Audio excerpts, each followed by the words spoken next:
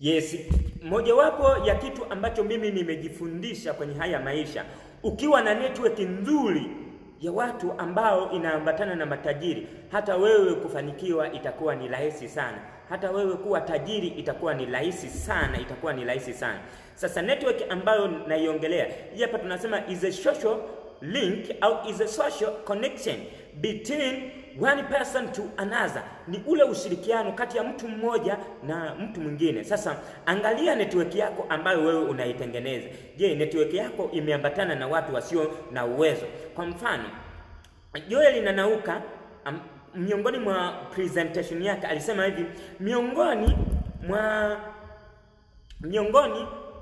mwa watu ambao wanakuzunguka, ukija ukapiga asilimia ya kipato chao, utakuja kugundua kwamba na wewe mnaelekeana mle. Umeona? Kwa hiyo unapokuwa unatengeneza network, hakikisha unatengeneza network ya watu ambao ni matajiri, ambayo mwisho wa siku na wewe itakupelekea kuwa miongoni mwa watu ambao ni matajiri. Sasa angalia network yako ambayo unaitengeneza.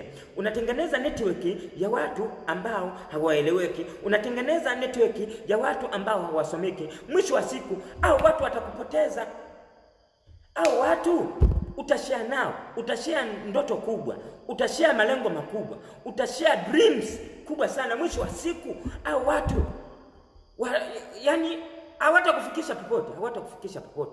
Chunga sana network yako unayotengeneza, na hakikisha unatengeneza network ya kitajiri. Hakikisha unatengeneza network ambayo ni kubwa zaidi na zaidi. Mfano, hata Yesu alitengeneza network ya watu 12, na ndio hao mwisho wa siku sasa hivi kuna maelfu ya watu, kuna mamilioni ya watu ambao wanamfuata Yesu.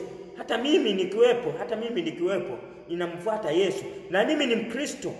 Umeona? Kwa nini? Kwa sababu Yesu alitengeneza network ya watu 12. Umeona? Mwisho wa siku wakaja wakajenga mataifa na mataifa. Umeona?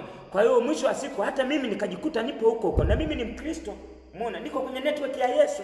Umeona? Kwa hiyo hata wewe pendelea sana kutengeneza network ya kitajiri ambayo mwisho wa siku itakuja kutengeneza vizazi na vizazi wataenjoy matunda yako. Umeona? Vizazi na vizazi wanaenjoy.